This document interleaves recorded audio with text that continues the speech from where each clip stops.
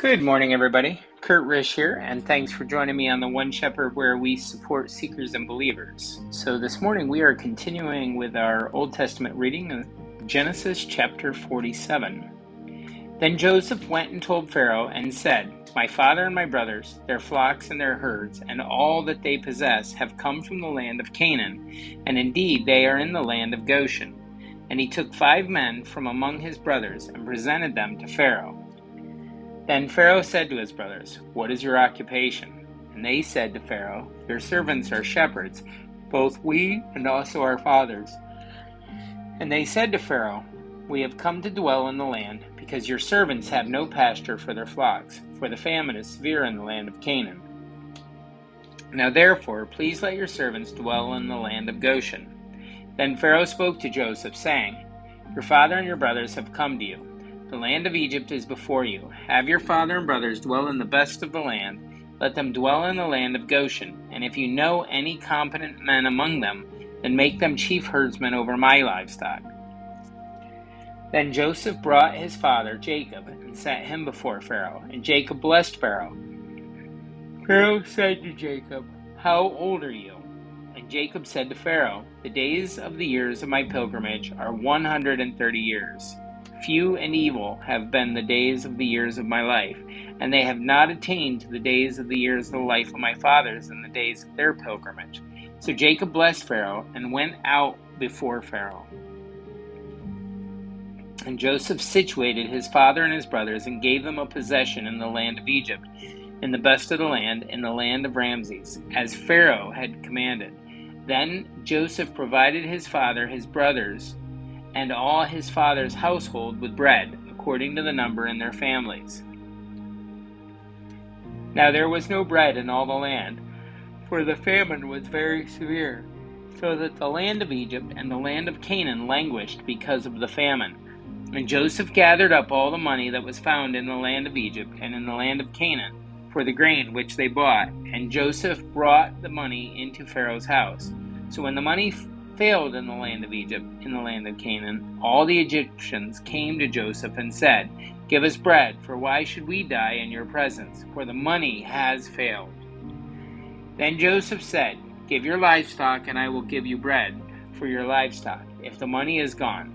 So they brought their livestock to Joseph, and Joseph gave them bread in exchange for their horses, the flocks, the cattle of the herds, and for the donkeys. Thus he fed them with bread in exchange for all their livestock that year. When that year had ended, they came to him the next year and said to him, "We will not hide from my lord that our money is gone. My lord has our herds of livestock. There is nothing left in the sight of my lord but our bodies and our lands. Why should we die before your eyes, both we and our land? Buy us and our land for bread, and we and our land will be servants of Pharaoh. Give us seed that we may live and not die, that the land may not be desolate." Then Joseph bought all the land of Egypt from Pharaoh, for every man of the Egyptians sold his field because of the famine was so severe upon them. So the land became Pharaoh's. And as for the people, he moved them into the cities from one end of the borders of Egypt to the other end. Only the land of the priests he did not buy, for the priests had rations and allotted to them by Pharaoh, and they ate their rations which Pharaoh gave them. Therefore they did not sell their lands. Then Joseph said to the people, "Indeed, I have bought you and your land this day for Pharaoh. Look, here is seed for you, and you shall sow the land. And it shall come to pass in the harvest that you shall give 1/5 to Pharaoh.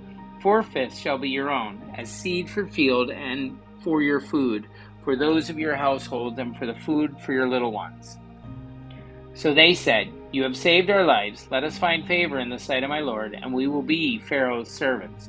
And Joseph made a law over the land of Egypt to this day, that Pharaoh should have 1/5, except for the land of the priests, only which did not become Pharaoh's.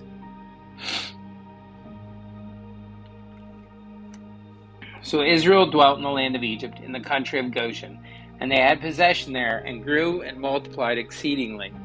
And Jacob lived in the land of Egypt 17 years. So the length of Jacob's life was 147 years. When the time drew near that Israel must die, he called his son Joseph and said to him, "Now I have found favor in your sight. Please put your hand under my thigh and deal kindly and truly with me. Please do not bury me in Egypt, but let me lie with my fathers. You shall carry me out of Egypt and bury me in their burial place." And he said, "I will do as you have said." Then he said, "Swear to me." And he swore to him. So Israel bowed himself on the head of the bed.